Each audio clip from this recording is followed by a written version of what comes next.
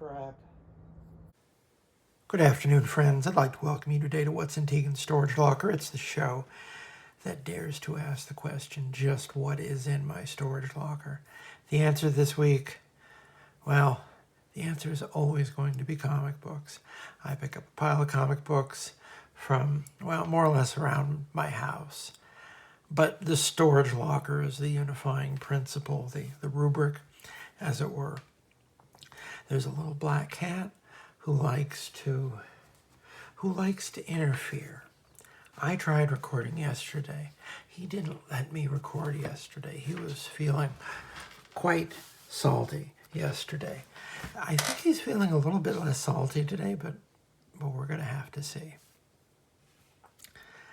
All right, we're just going to dive into the deep end, folks. The first thing I want to do is just take a second to point out the Patreon to you, put the card on the screen there, to point out that if you like this show, if you want to support it, if you want me to do more of it, if you want me to think about taking that capital investment plunge into getting a better microphone, hint, hint, that's the way you support that. And tell everyone you know, tell all your friends, tell all your loved ones, make sure your power of attorney is informed to watch this show. All right, so let's, like I say, I saw this one in there and I realized, why not? Might as well. Let's just dive right in. Did you remember that there was a Contest of Champions too? No one's mentioned this one in a while. For a couple of reasons, actually. It's not that great. It's a sequel to Contest of Champions, spearheaded by Chris Claremont in 1999. So it's game, certainly. He's, I think, a better writer now than he had been a few years earlier at DC. I do think his late 90s Marvel stuff is at least readable. But it was strange also in some ways. And they gave him Fantastic Four to write for a few years. He stuck it out. He wrote quite a bit of Fantastic Four stuff. And in complete fairness, I've dogged his Fantastic Four run. I think even he would admit he was maybe miscast. But he made a really game attempt on it. And inexplicably, a lot of the stuff from his run, even if I don't rate his run that highly, a lot of the ideas that he played with ended up being future directions of the book. He was pretty prophetic if you go back and then look and see what the arcs that he did and the character work and what he introduced. He put a lot into the book, even if, like I say, it's not my favorite Fantastic Four run. I think there are a couple good things about it. All right, I think there are a couple decent ideas that maybe don't quite get the execution they deserve. He was really spot on with the characters. I didn't get the feeling that he didn't understand the characters. Well, that was certainly an eventful interruption. Yeah. Well, I wasn't planning on sending this book into CGC, but I try not to actively mangle my collectibles. So I'm sorry you got to see this wonderful comic book get vandalized by that punk. Anyway, all right. So Chris Claremont, he's back at Marvel. He's doing pretty good in terms of getting assignments and stuff. They gave him the X-Men right when he came back, and that didn't maybe work so well. But they gave him Fantastic Four. And they let him stick around on other projects as well, such as this Contest of Champions, which, did we need it? Did we need a sequel to Contest of Champions that was also in no way a plot sequel to the first Contest of Champions? Because this one involves the Brood. That tells you right off. It's the plot of the first one was really high cosmic, the Grandmaster and Death making a wager based on the outcome of a superhero fight. This one is the Brood, and they're leading some sort of a conspiracy type thing to get their mind control. I don't remember. Basically, everyone was fighting, and the fights were pretty decent. I don't actually I remember thinking that some of the fighting that they showed was pretty interesting in terms of the fact that this was Chris Claremont basically just getting carte blanche to use whatever characters he wanted, or whatever characters he was given, at least, from across the entire Marvel Universe, and doing a pretty good job pretty much getting everyone's voice down, just like he always did. That was never a problem. That was actually something he was always really good at. Some random Marvel guy from another book shows up in X-Men for a page. Chris Claremont gets that guy's voice right. It's the little things like that. And he could still do it up through this period when, it's not his character work that necessarily is the problem. His plotting is both somehow dense and also ropey. It seems inconsistent, but also very eventful. So I'll stand by what I say. He was doing better than he was in the mid-90s, when I don't really care for anything I wrote, or he wrote in the mid-90s. But by the late 90s, I think he had stabilized a bit. Found a mature voice. There's still... You can judge for yourself whether or not this comic book is appropriate to be advertising to the Mickey Mouse Works demographic. And, pretty soon after the turn of the century, there was a reckoning in terms of advertisers. And that's why you see, for the brief period when Marvel continued to run outside advertising, they don't anymore. They had adult lifestyle brands. They had cars.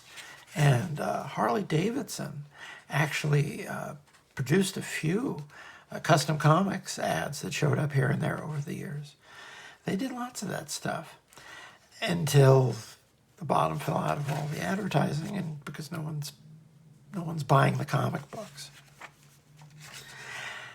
If you ask me, there's an opening for all these games companies that put out miniatures, just print the thick photo spreads and pay to have them printed in a Marvel comic. That would be money well spent, I think. People will pay for that independently on the shelf. Grocery stores that do not carry any kind of comic book will inexplicably these days will carry Warhammer 40K magazines. I don't understand this world we live in.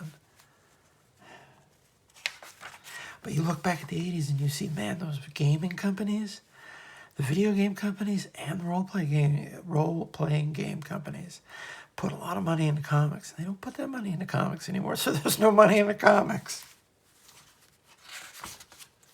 Pokemon movie, and the back has got milk. If you're too young to know what this is, man, they tricked us. They tricked a whole generation into thinking that the government wanted us to drink lots of milk. And then we all grew up, and it turns out that half of us can't drink the stuff to save our lives. Oh, man. So, it's X-Men, Avengers, the Hulk, Spider-Man, all these wonderful characters. Just looks like Hawkeye's got an arrow pointed at Rogue. How's that going to go? Is Rogue being mind controlled? Yeah, she's been mind controlled by something, which is probably a better bet for mind control than the Hulk. Trying to mind control the Hulk doesn't usually end well for the people who do that. So Hawkeye versus, I think they're past the actual doing the fighting, and they're just fighting the main villain now, because I think Hawkeye and Gambit are working together.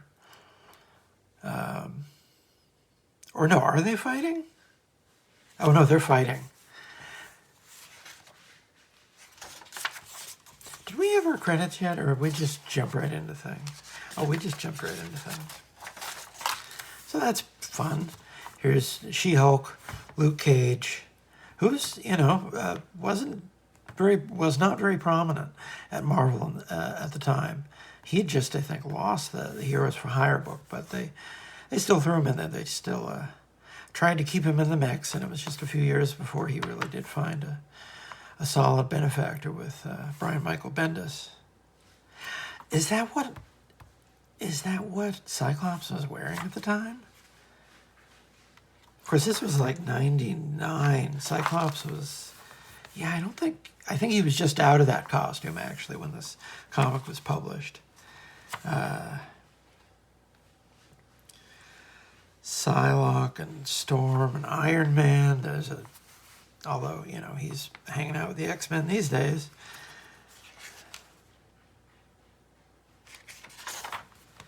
Oh, more of these Lego Rock Raider things. Finally we get to credits. Chris Claremont, Oscar Jimenez, and Michael Ryan. Oscar Jimenez, there's an interesting name. Good artist, definitely knew his way around drawing a comic book. I believe there were rather interesting circumstances that dictated not drawing as many of them as he would like. I don't remember the details, so I'll simply allude.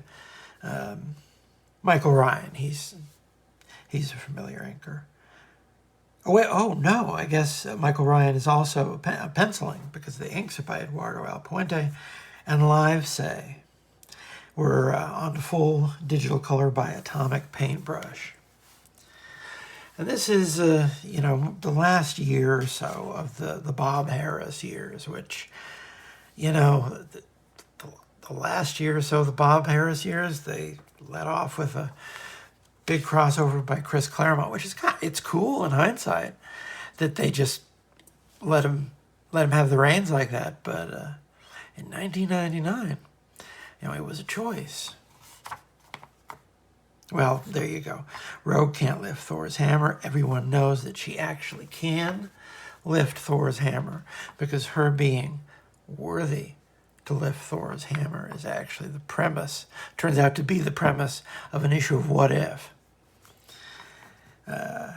Just something that they've never really noticed. No one's ever referenced it before, but it's like, this series, that if you go back and look at What If Rogue possessed the power of Thor, where she picks up the hammer of Thor, the whole story hinges on Rogue always having been worthy. And Simon Furman wrote it, and he just slipped it on by. No one ever mentions it, but boom, there you go. Black and white. So, if you want someone who's going to be able to take down, if you want to mind control someone can take down not just the first rank Avengers, but the first rank X-Men and the Hulk in one room, you go for Rogue, because she can do that. People wonder why Rogue is so awesome. It's because if she ever really wanted, if she was ever mind controlled, she could murder everyone. Oh, but here's Deadpool. Seeing Deadpool in a Chris Claremont book, that it happened. I know it happened. And yet at the same time, it just feels wrong somehow. And there's the Thing and Black Widow. This was right after or around I've mentioned it before, and I'm really angry. I cannot find the middle issue of it, or I would have read it on the channel by now. I think I may have lost it, actually. That may be one of a handful of comic books that I'll just never see again. But I love that series. And I've mentioned it before recently, the Devin Grayson and J.G. Jones Black Widow. It catapulted J.G. Jones into the first rank, and it pretty much did a soft reboot of Black Widow. The character who they put on movie screens was the character that they redefined in that series. And a lot of it hinged on just giving us a very straightforward Black Widow spy story with her in more or less the old uniform that everyone loved. No one liked what she was wearing in the 90s. She did not have good writing in the 90s. My antipathy for the character actually kind of stems from how she was written in the 90s, so If that's unfair, well, spy stuff is just never my bag. Here's the Badoon and the Brood, together again at last. Classic Marvel Universe. There's Iron Man in what his armor looked like at the time, which was one of his nicer suits. It seemed like the type of thing that had probably been batted around for a while to get a lot of the edges sanded off. It seemed like people weren't really excited about an Iron Man armor until they got, what's his face? Since they got Adi Granov to do it, I was completely spacing on the man's name there. But he's the one who completely changed how everyone would draw Iron Man and how Iron Man would look in the movies, straight up. People forget he was kind of proof of concept for that specific franchise. I'm kind of glad they moved away from Extremis. The storyline, though, I did not like that storyline. Don't get me started. Iron Man was pretty good at the time. It was only pretty good. The Kurt Busiek, Sean Chen run, which I enjoyed. It's not my favorite Iron Man run. So there's Kitty Pryde, and is that Psylocke? Has she got some weird costume on? Oh, Lockdown? Oh, some Gomer created for the story, I guess. There's Carol. Oh, and here's this. We haven't seen one of these in a while. One of these, is this anti-smoking, anti-drinking? Oh, there's some guy smoking the drugs. Well, I was just saying, no one pays for advertising inserts anymore. Like, well, okay. Proof. Who did this? Who wrote this? Oh, Glenn Herdling. He was an editor or ex-editor. Greg Schiegel. Richard Case. Well, there you go. I hope they, the Media Council or whoever, I hope they've got Richard Case a good paycheck for that, because he was actually one of the better parts of the Spider-Man books all through the late 90s. He did a lot of really, really good inking for them. He was Mark Waringo's inker. They look good together. Okay, so here's Kitty Pryde disrupting everything. Carol Danvers, Iron Man. Yeah, I mean, could you have written this story in 1981? Probably.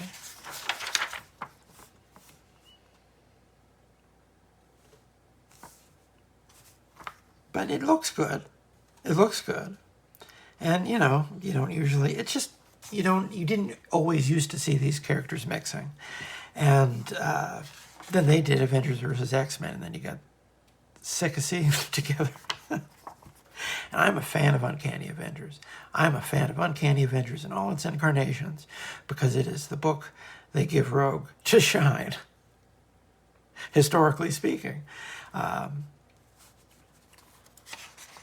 She works great with the Avengers set of characters. She's a part of that family, whereas it seems like she's tertiary to most of what goes on in the X-Men books. Even when Mystique and Destiny are right up front, she's just off doing something. She could be a headliner if they just detached her from those books. They proved it, is the thing. When they put her in an Avengers book, and it was a great Avengers book twice, they proved it.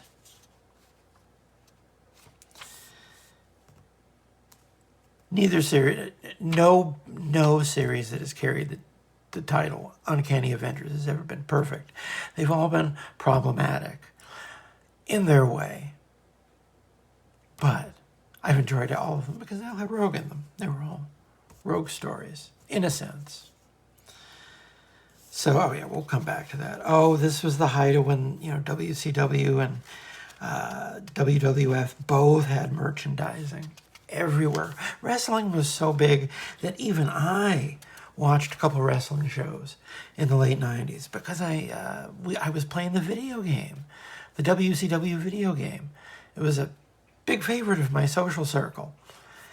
So I actually watched a few episodes of the promotion in this era. It was not something my mother liked to have on the television when I was a kid, so it wasn't on. Oh, there you go.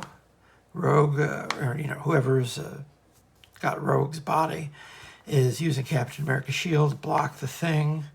She's using his shield. This is when he was using the sparkly shield that he had for, seemed like a couple of years, even though it was obviously just a temporary thing that was going to look weird in older comics, just like Electrical Superman. Some of the best Avengers stories ever have Captain America with this goofy glowy shield. And then they had him using the triangle shield again for a little while, and that was kind of cool. Admittedly, how is it that different? Well, it's historical. That's how it's different.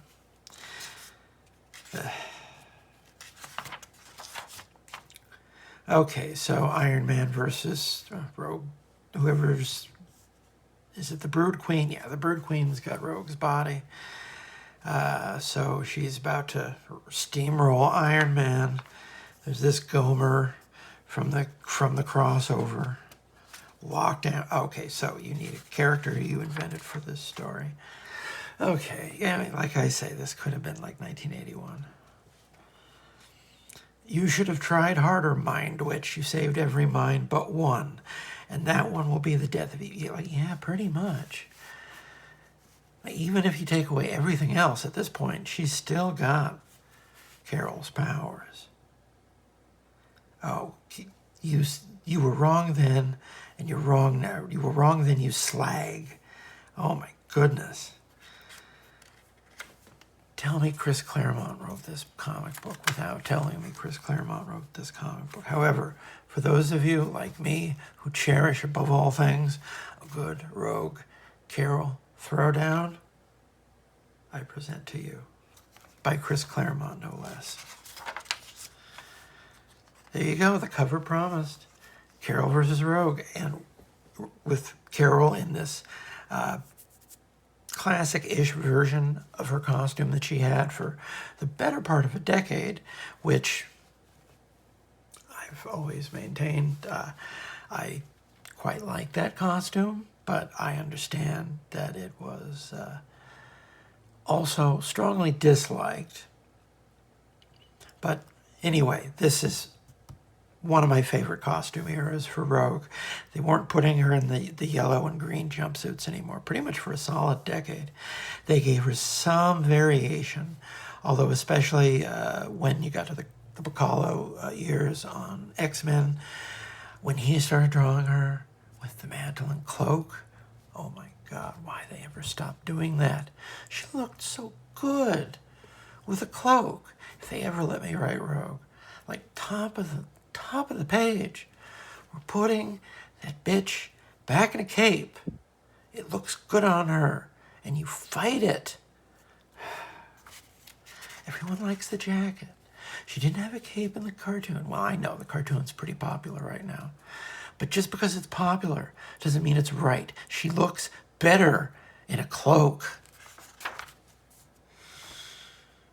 And there you go. If you bought the comic because you wanted to see those two going at it, even if Rogue's mind control, it's still, you get a few good pages of the main event there. And then, well, there you go. Carol finally beats Rogue just in time. And then Rogue is restored, and the story's over. Although this is a crucial step. I don't like you, Rogue. I probably never will. But you're an X-Man and a hero. You proved that much over and over. That's earned you my respect and a measure of trust. What's between us can't be undone, but perhaps it can be forgiven. They put them together every few years because they have that connection. And they play well together because of that. They're two characters that they seem to write themselves when you put them in a scene together. Oh, wow, we're already on to merchandising Reptar. I remember, I've only seen like the first season of this because it was on before Ren and Stimpy. That's how it started, and then it became something significantly different than Ren and Stimpy. Oh, and there's the Milk-Cat. And there were a couple of things I wanted to flip back to. Again, we got this tiny... I realized the last time I ran across one of these, like 1999 era subscription forms, I should have just counted. 4, 8, 12, 16, 21. 21 titles. They haven't had so few books on the subscription form in 20 years. Probably 20 years or more if I went back and counted. Oh, I'm going to count next time I see, aren't I? Well, it's interesting. This is interesting stuff. All right. So here's the bullpen bulletins we passed over a few minutes ago. Back to this Avengers Domination Factor. This must have been from the same month as that other book I grabbed. Jerry Ordway. I'm sure I bought it if it's Jerry Ordway. I just do not remember for the life of me what it is. This is the month of the... Oh, wait, no. I think this is the month after Ultron Unlimited ended. And they're doing a confrontation between Wonder Man and the Vision. This is the month. Oh, man, that places this, because I remember exactly where I was and what I was doing when I bought issue 12 of Avengers Forever. That's how into that story I was. I still remember reading that comic book, walking down the streets of Berkeley. I like that story quite a bit. And Earth X was at its climax, issue 9 of 12. We're just about to dive into that as of this writing on the channel. I'm looking forward to that because I haven't read that story all the way through since it was first printed. The Fabian Nicieza and Steve Skro's Gambit. Gambit actually lasted pretty well. I think he made it into the 20s at least, which is pretty good for, I think, a successful run for most X-Men solo series that aren't, Wolverine or Cable. Yeah, they could probably get more money out of Gambit if they really pushed him as a solo guy, but they never really seemed to. They only made a couple attempts at and I'm not a big Gambit fan because of the stories they write for him. I think Gambit is really underserved by being a member of the X-Men. If they just split him off to do Catwoman-type stories, goes around the world stealing stuff with mutant powers. The couple times they've tried that, it's worked really well. They should just brute force it because it's such an obvious application. They just need to not have him in every X-Men story, but, well, there's the rub. Generation X, we're into Jay Faber and Pete Woods. I don't think I was buying the book anymore. Oh, that was the annual. I don't think I bought the annual in 99. Inhumans, 12 of 12. There you go, Paul Jenkins and Jay Lee. That is an excellent, excellent story. We'll probably going to read that on the channel as well someday. This volume of Warlock, which wasn't Adam Warlock, this was the Warlock from the X-Men books. And this was Louise Simonson with Pasquale Ferry. So it looks great, and it probably, I think I read it at the time. I'm sure if you go back, it's a perfectly fine comic book. But it didn't move the needle on the character. Oh, here's it. Well, there you go. Here's that issue of Web Spinners from the Paul Jenkins and the J.G. Jones we looked at the other day. So they've all been broken up and sifted into a box. So X-Force, number 97, X-Force was almost to 100. Jimmy Chung was still drawing it. We looked at some Jimmy Chung X-Force before. We probably will again because I like Jimmy Chung's work. Jimmy Chung has made some very readable pictures out of some very tedious stories in the crossover realm, and that's no easy feat.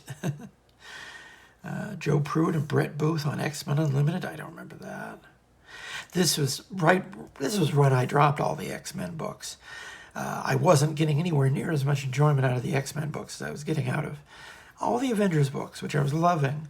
The Marvel Knights books, which were great, and even the Spider-Man books still had this web spinners.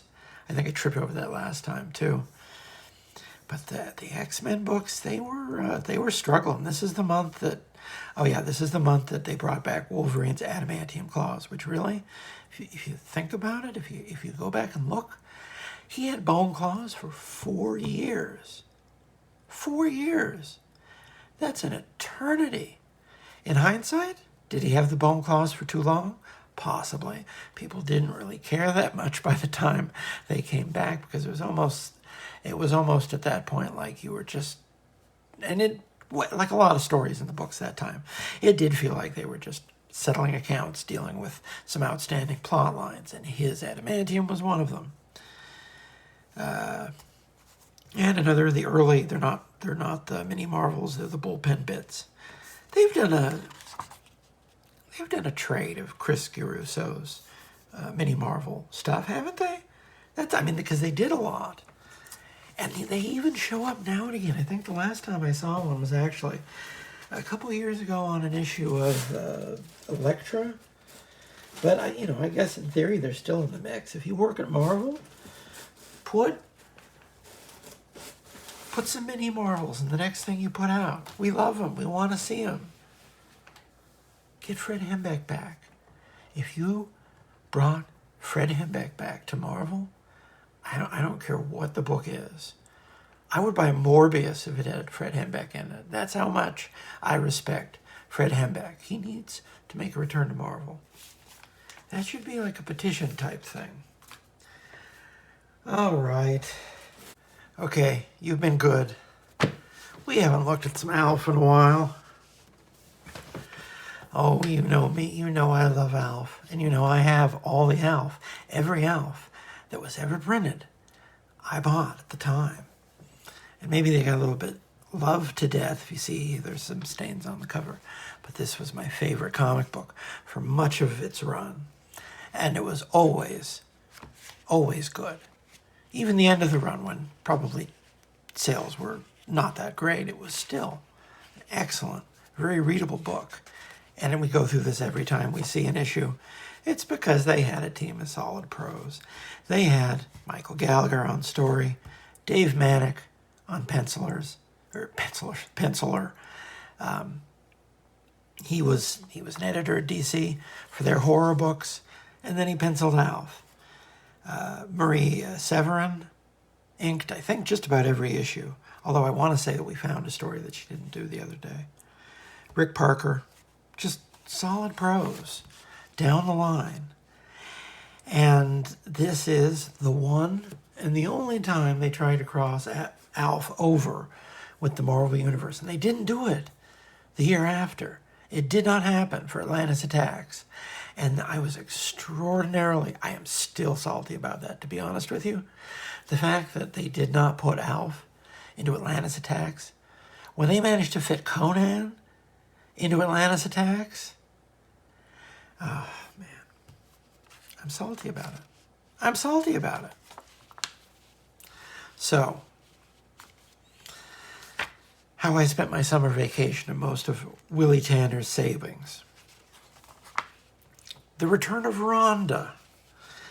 As I think we've covered, the universe of ALF in the comics was significantly different from the universe of ALF on TV. It was better, for one thing.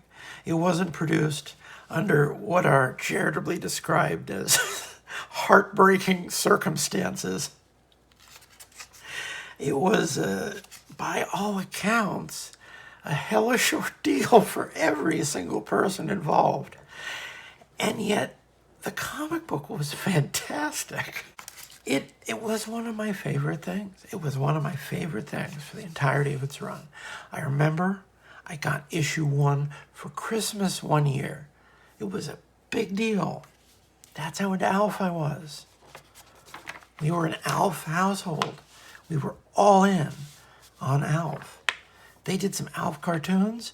They were weird. If you've never seen the ALF cartoons they did, they only lasted a year, but I remember them being extraordinarily weird.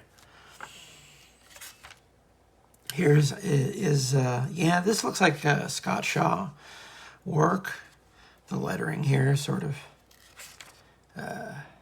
seems to give that away. He did the Flintstone stuff for a while. Might still be, for all I know. I have no idea. So, oh, there you go. Someone else flew into the garage, and it's Rhonda. She's back, and they just put a new hole in Willie's garage. So there's Mel Makian kissing for you. They could obviously have more of a Mel Makian supporting cast, because the fact is, they only tried having more than one ALF puppet. I think one time in the first season, and they never tried that again. It was apparently, I can only imagine, such an ordeal based upon what we know about how poorly the ALF puppet worked. I think once ALF started making money, they really missed a bet between not just hiring Jim Henson or someone he knew to come in and make the ALF puppet better, because as it is, the puppet being substandard was a significant factor in the deterioration of multiple people's lives. And it's, what I'm saying is 100% true if you don't know anything about the story of the original ALF. It probably strikes you as strange that there was so much pathos actually involved in the production of something so weird. But this is why I like the comic book. Because the television show, if you go back, because I've watched it occasionally, it's kind of a weird show. It's not that great. But what it's good at, it seems almost grudging with, if that makes sense. Whereas the comic book was free, I think, to just deal with the character more without the burden of the live action format. And this is why the book was great and people loved it, and it had a fervent fan base for every month it was on the stands.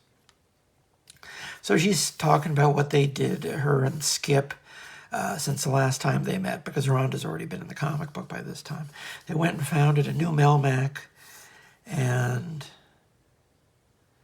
she got bored talking to Skip, so she decided to come visit. Okay, that's simple enough.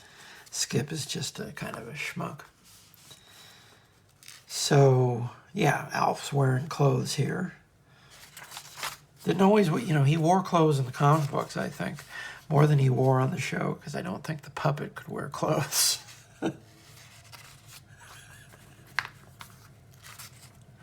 Oh my gosh. I had so much ALF stuff. I had multiple stuffed ALFs.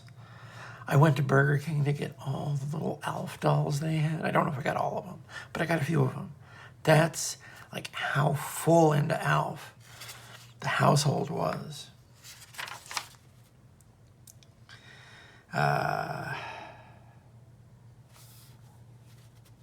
Well, this was the age that I was into Carl Barks, and this was Marvel. What Marvel had that they could give me at that period was ALF, was Gru, two books that I read and enjoyed because I was still stuck on Funny Animals, and frankly, I'd still buy Funny Animals today if they put out any that I thought were worth reading.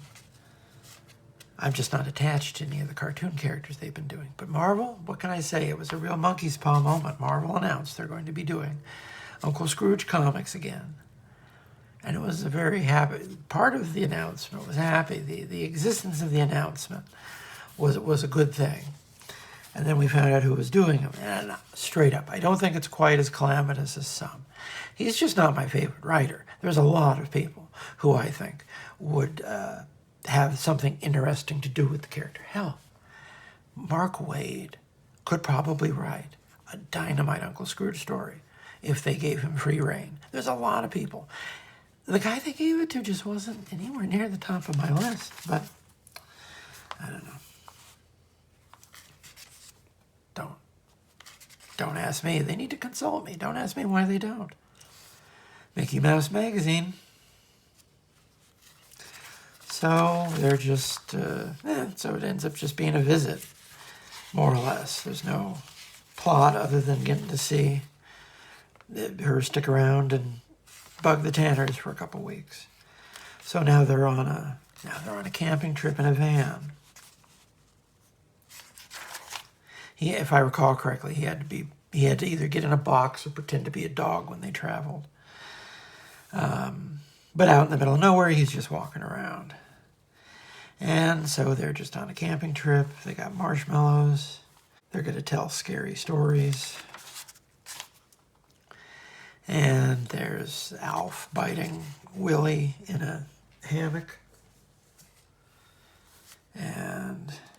Or no, a sleeping bag.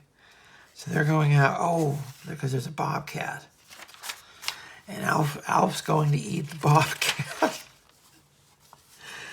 Oh, he's on a feeding frenzy. Honestly, if Alf really wanted to hurt you, Willie, he probably could. So you're going to get in the way of him when he's in a feeding frenzy. Plus, you're going to, antagonize a bobcat with a stick. Oh, so now they get lost, walking around in the middle of nowhere. They have to hide in a cave. Yeah, I don't think Max Wright would have been too thrilled to be doing this. It turns out to be a cave where some bears were hanging out. Oh, and it turns out that Willie Tanner accidentally grabbed the grizzly bear cub. And the grizzly bear is holding Alf like it's her cub. That right there.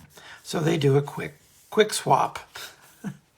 That is probably not how that situation should have ended, but, you give it some dramatic license.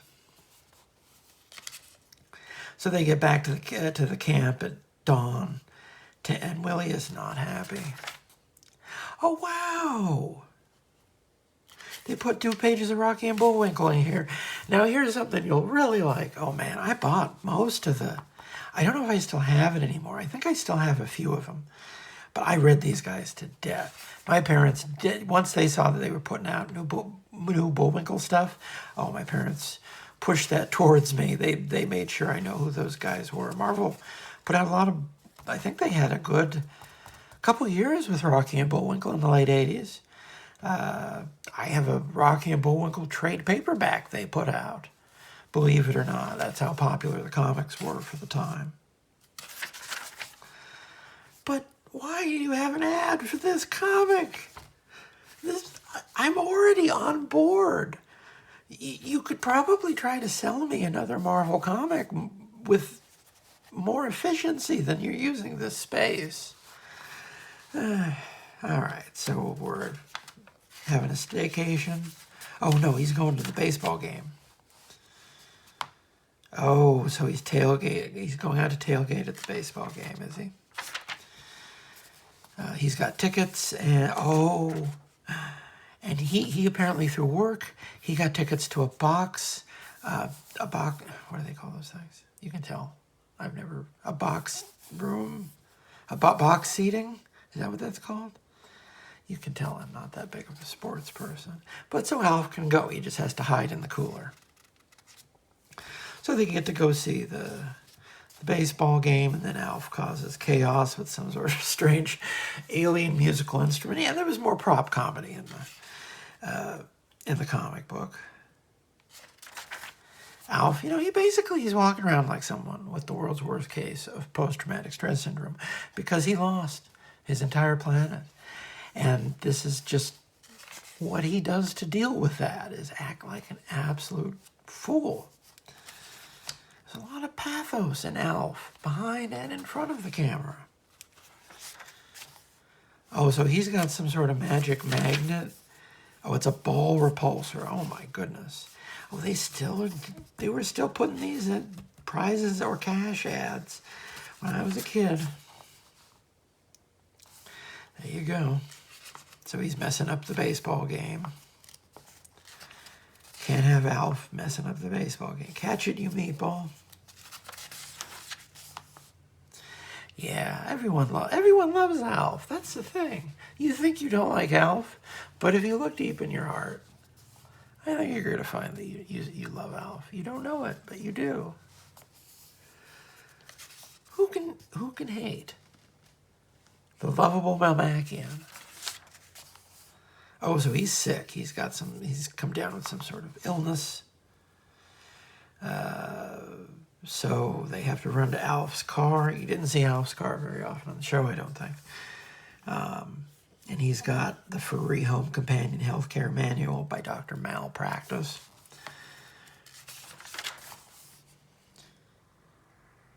And you can tell, Dave Manick was the person they got to do the cartoons in the DC horror books after Sergio Aragonés left. There is he's in the same school, so to speak. There's a tiny bit of that in him. He's just a very, very good, underrated, I'd say. Cartoon is underrated because no one's going to stand up for Alf. Now, when I was a kid, that's when, you could be really brave and sit up and say, oh, Jesse Marsh Tarzan, that was a good comic. I defy the tastemakers. That's how things were when I was a kid. I don't know if my championing of Dave Manick will have anywhere near the same reverberations as that opinion. So Alf is just going crazy, doing weird stuff, and they can show him running around and doing whatever he wants in a comic book, which they just can't really do on TV because they never figured out that whenever you see Alf from the waist down on the show, it's from a distance because they couldn't do a close-up look at his face because the puppet didn't have legs. Or at least not legs as humans would recognize the term. So yeah, they're still he's messing around with an archery kit. Yeah, see, this was just how much was this? $1.75. $1.75 for 64 pages of Alf comics. We used to be a proper country, people. Okay, so is this so Brian's going to camp, so it's just going to be Alf and the older Tanners alone in the house without the youngest to keep him company. So he starts driving everyone nuts. Uh-oh, it's the High Evolutionary. Yes, it's not just a joke. That's the High Evolutionary. He shows up in the middle of this adventure, and then he's like, we need to have a conversation. And Alpha says, well, we're kind of in the middle of something right now. He's like, okay, well, finish up whatever comedic adventure you're doing, and then we'll talk at the end of the comic book. So, he mailed himself to camp. So he shows up at Brian's summer camp. Which, dude, talk about give the kid some room. He probably needs a respite from all of the puns. So Alf is getting dressed up like a commando, and then he busts out a gorilla suit for guerrilla warfare, because that's the level of humor Alf was dealing with here. See, that's why I love this book.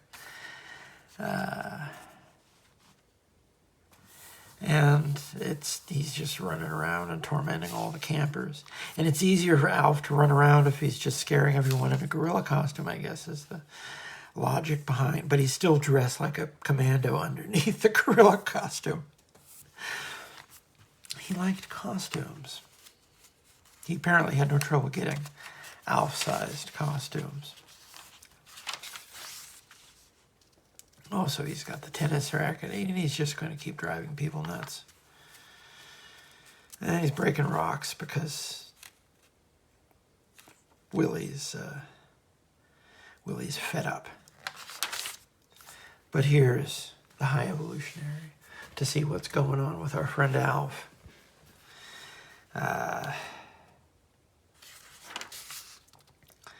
And see, this is just 2 pages. It's not a real crossover. Basically, the High Evolutionary shows up. He's like, hey, I know what you're doing. You're doing a great job laying low. But the level of technology you arrive here with, you could really do some damage to humanity. So you better stay out of my plans. That's more or less the sum of it.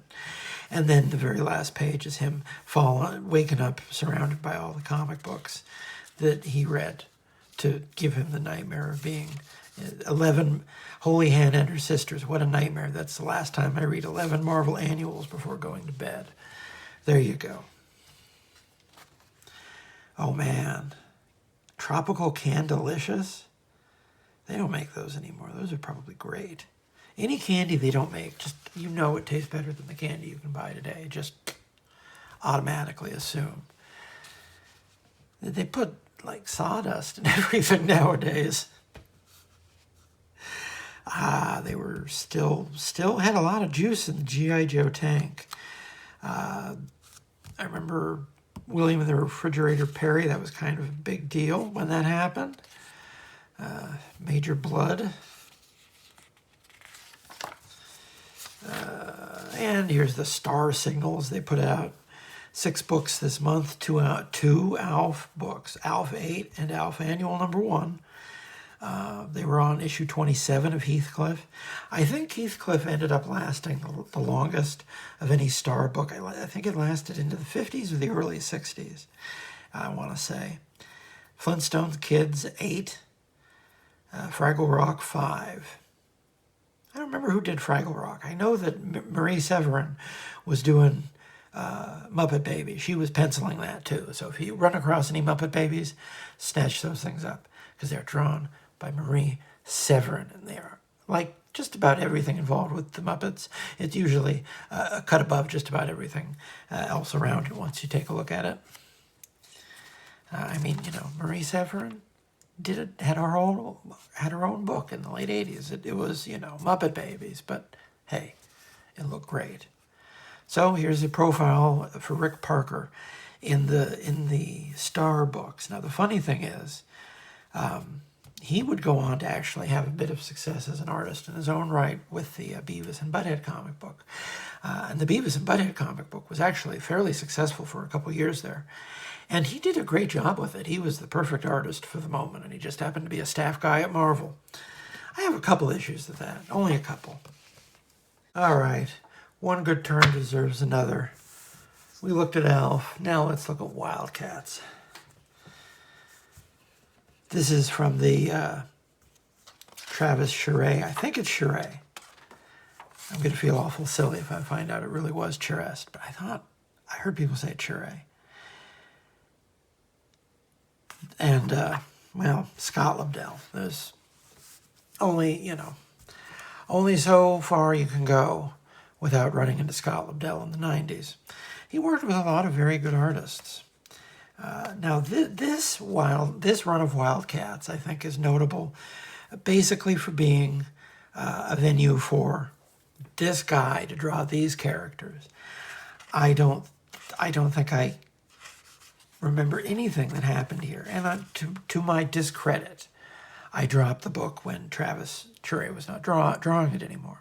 In hindsight, I really wish I'd kept with it through the Joe Casey years, because that's when the book actually got interesting. I think they also had to cancel it and restart it because no one was buying it. But, you know, they fought for a while the idea that the Wildstorm characters just don't have a lot of inherent pull. And they don't. They've had a good couple of years. The last couple of years have been the best years for Wildstorm characters in a long time. There was a while where they had absolutely no constituency whatsoever. And it wasn't necessarily because they weren't putting good people on the books, because they were certainly putting good people on the Wildstorm books. After they were at DC, all through at least the middle of the next decade. But then after a certain point, you know, they brought the Authority back way too many times when they shouldn't have brought the Authority back. And, to a degree, they got unlucky there because the Grant Morrison era of Wildstorm never materialized. 3 issues long. I have all 3 of those issues. They're very interesting comic books. And they tried valiantly to get something out of them after Grant Morrison left. But, at that point, I think the stink was already in. People were kind of done with them. And they got good people to do those characters.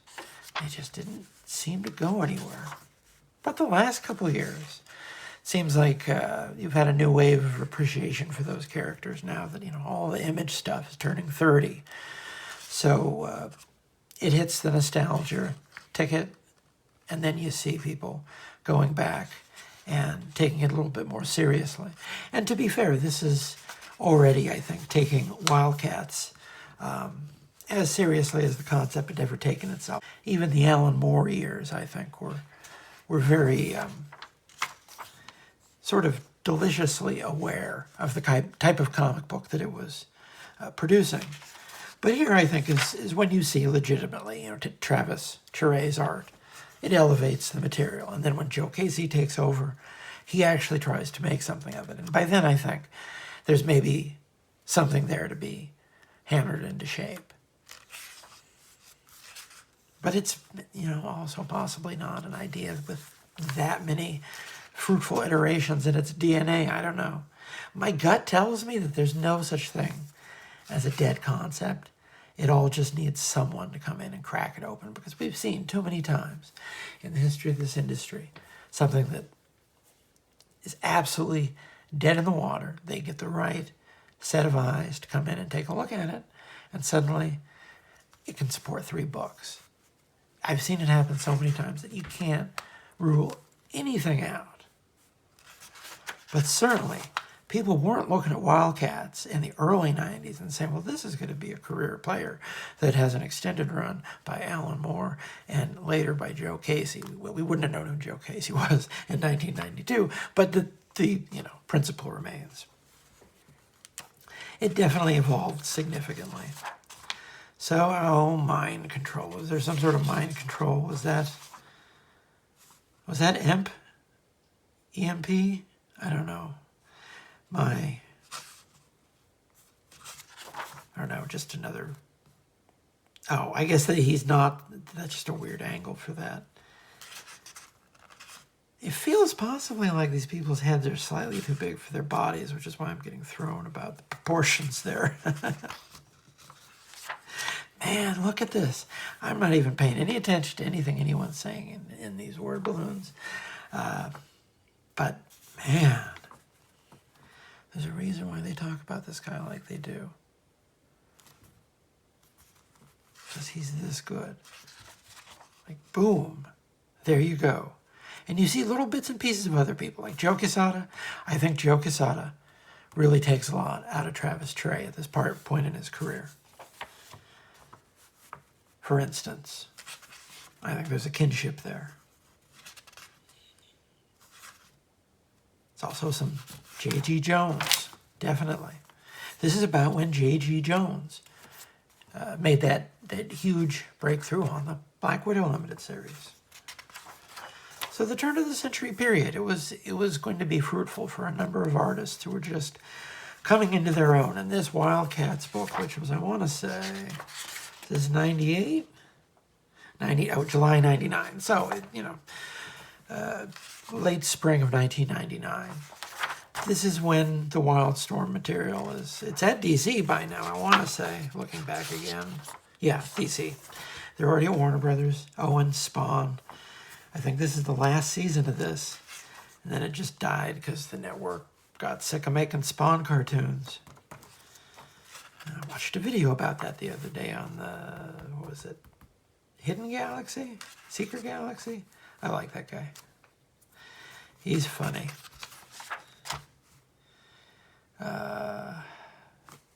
Superman's on NASCAR. That seems like something that should have happened at multiple points in history, to be honest with you.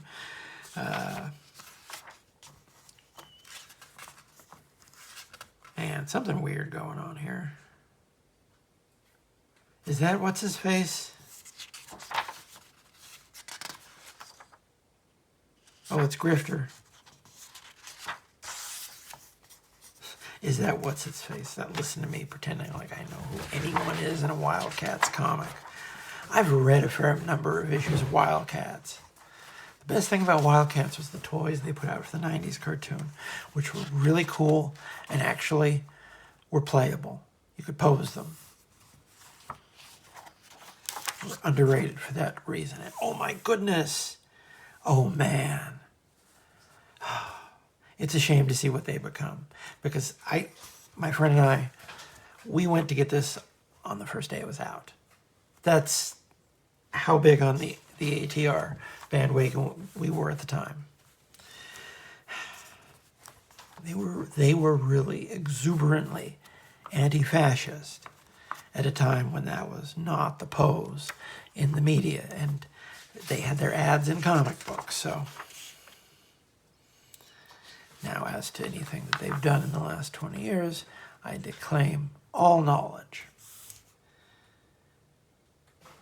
I don't know if I've ever seen that one. Was that a sci-fi thing? Oh, One-Man Intergalactic Army. Looks, I guess it's a spaceship. It looks like it could also be like a horse, like a robot horse. I'd watch a movie where Kurt Russell rode around on a robot horse, and you would too.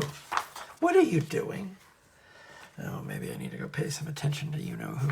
Oh, the litter box. There you go. Because it's the W.I.L.D.Cats. I don't recognize any of the names on this. What are you doing? Well, someone is feeling himself. So we've looked through this issue of Travis Charest, Wildcats. Was that the... Where were the credits? Oh, it just has... Friend. Lists friend as the inker. Friend. Well, I would hope your inker's your friend. What are you doing? Well, perhaps that's nature's way of telling us we need to wrap it up here. Once again, we only got through 3 comics. And what a combo. Contest of Champions number 5. ALF Annual number 1. And Wildcats 3. Oh, man. I want to put up episodes that the algorithm's just going to really love, and then I do something like this. Whatever. Okay, so if you like what you're seeing here, check out the Patreon. That's how you support my show. That's how you tell me you like it and you want me to make more of it. You want me to maybe invest in a better microphone. If you go right now, there is a free ebook with 20,000 words of my music writing available right now for you to download for free. What else? I do daily comic book reviews on TikTok and Instagram. I put the same reviews up on either platform, whichever your poison is. Coming up on 500 daily reviews, which I think is pretty remarkable. We have no functioning comics press anymore. There's no one for me to send the press release to for the most part. But yes, we should all have a big celebration. 500 of those things. Whoever thought they'd see the day? Old Reliable, that's me. All right, what else? Oh yeah, I got a podcast with Claire Napier. It's called Udder Madness. We talk about Top Cow Comics. That's Witchblade, The Darkness, Cyberforce, Mark Silvestri, Mark Turner, all that jazz. We got a Patreon, which she puts a lot of work into updating. There's a ton of stuff there for subscribers. But we're also available on Spotify and SoundCloud and YouTube, where I put up video annotations of our conversations. Very slowly, admittedly, but we're up to 5 now. He's decided that his favorite thing in the world is to demolish the blinds in the front of the house, in the front of the apartment, that I have to keep down, but he wants to destroy them. That's his project. I guess it's good to have projects. It's good to have goals to work towards. You get down from there. I think that's what we're doing. I think that's where we're at, folks. Anything more would just be belaboring the point. Oh yeah, I got new stuff out every week, or almost every week, at the Comics Journal. I should have a big piece on Joe Casey in the next little while coming out here. So that's something fun to look forward to. Have a great day. Take care of yourself. Be good to the world. Be kind to small children and animals. And just be well.